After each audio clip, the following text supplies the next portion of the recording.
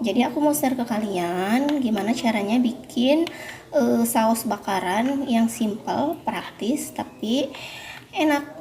Bisa juga untuk bakar jagung, manggang sosis, atau juga manggang bakar bakso, ataupun untuk seafood dan yang lainnya. Oke, bahan yang pertama aku mau pakai saus sambal ya, saus sambal botolan merek apa aja, pokoknya yang ada di sekitar rumah Mams. Kita tambahkan sedikit aja,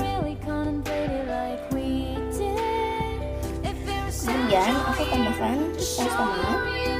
Tonton sampai selesai. Miku kayak lagi nonton timnas.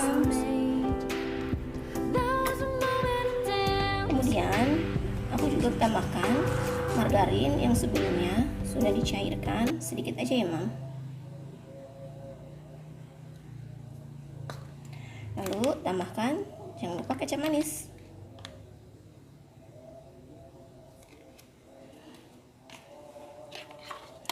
Kemudian diaduk sampai merata. Harus merata ya Mam.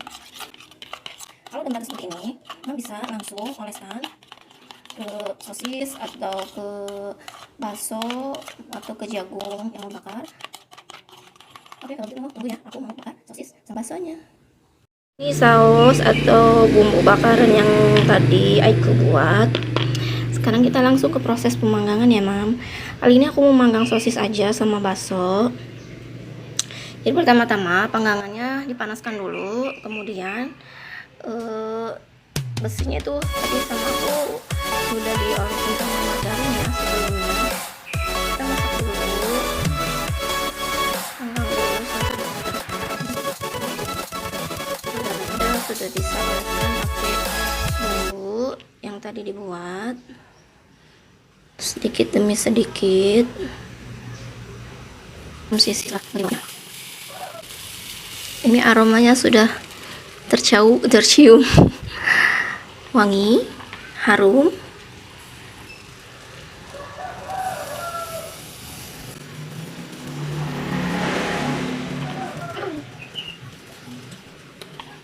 Jangan lupa untuk terus dibolak-balik ya Mam, biar bagiannya semua bagian matang merata. Sudah mulai matang nih, sebentar lagi sudah bisa disajikan. Baunya harum sekali nih Mams. Oke, ini udah matang Mam. Sekarang kita waktunya plating. Ini dia Mam, sosis bakar sama bakso bakarnya sudah jadi. Langsung dilahap sama si adek.